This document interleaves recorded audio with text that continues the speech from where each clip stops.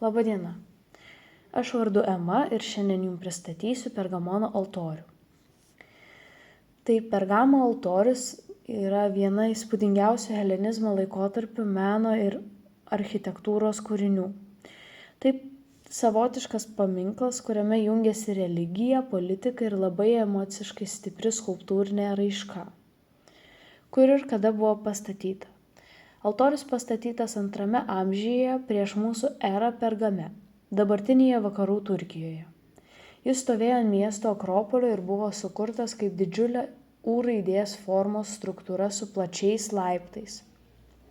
Tai ne šiaip dekoratyvus paminklas, tai buvo tikras aukojimo altorius, kuris buvo matomas iš didelių atstumų. Tačiau jis sugriuvo ir vėliau buvo jo rekonstrukcija Berlyne, kurią matėte pirmose skaidrėse. Kodėl altorius buvo pastatytas? Altorius turėjo net kelias reikšmes. Pirmiausia, religinė. Čia aukota Dzeusui ir Atėnei. Tačiau lygiai taip pat svarbi buvo ir politinė žinutė. Pergamas tuo metu nugalėjo Galatus, keltų gentį, kuri buvo laikoma barbarais. Šias pergalės valdovai norėjo sustiprinti meninę formą. Ir trečia, kultūrinė ambicija. Pergamas siekė tapti naujaisiais Atėnais, išsilavinusių, kultūringų, helenistinių centrų. Politinis Pergamo kontekstas. Nors Pergamas buvo gana nedidelė valstybė, Attalidų dinastija labai investavo į meną, mokslą ir architektūrą. Jie kūrė savo prestižą, ne kariuomenę, o kultūrą. Pergamo prieš Galatus motyvas tapo jų politinės propagandos pagrindu. Todėl gigantomachijos tema altorijoje buvo tokia reikšminga. Taigi, gigantomachijos frizas.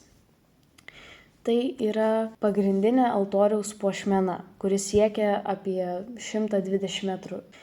Jame pavaizduota dievų kova su gigantais, mitinė tvarkos pergalė prieš chaosą.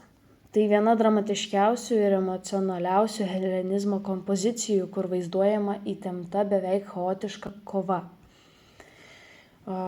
Ir norėčiau paminėti, jog tame frize daug vaizduojami dievai. Aš norėčiau aptarti Atėnę ir Alkionėją. Tai garsiausia frizo scena – Atėnės kova su gigantu Alkionėju. Atėnė įtraukia už plaukų, o iš žemės kyla jo motina Gaja, maldaudama pasigailėjimo. Nikė tuo metu vainikuoja Atėnę. Šioje scenoje geriausia matomas helenizmo dramatizmas, kūnų išsukimai, visokios emocijos ir stiprus judesys. Toliau Dzeusas kovoje. Dzeuso scena taip pat labai įspūdinga.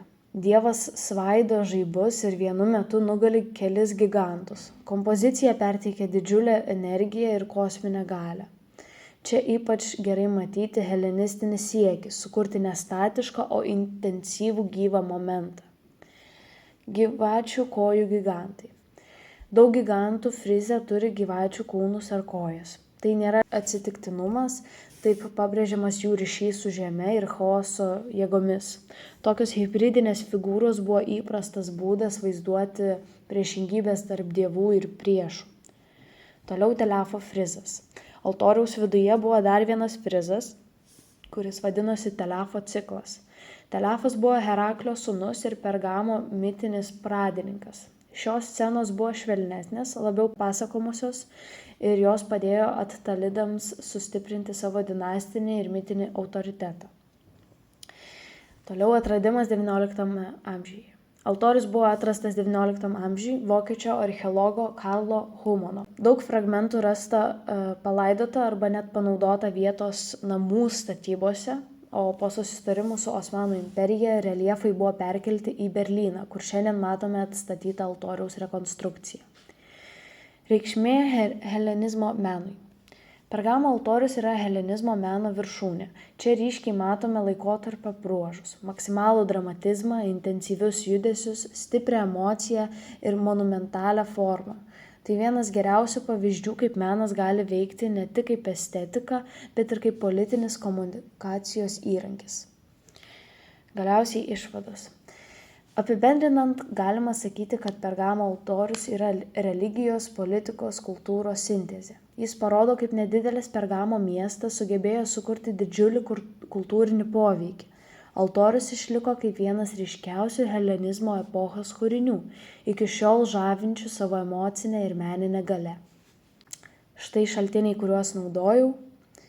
Ir galiausiai čia yra linkas į tokį filmuką anglų kalba, kuris man pasirodė naudingas. Dėkui, kad klausėte ir iki kito karto.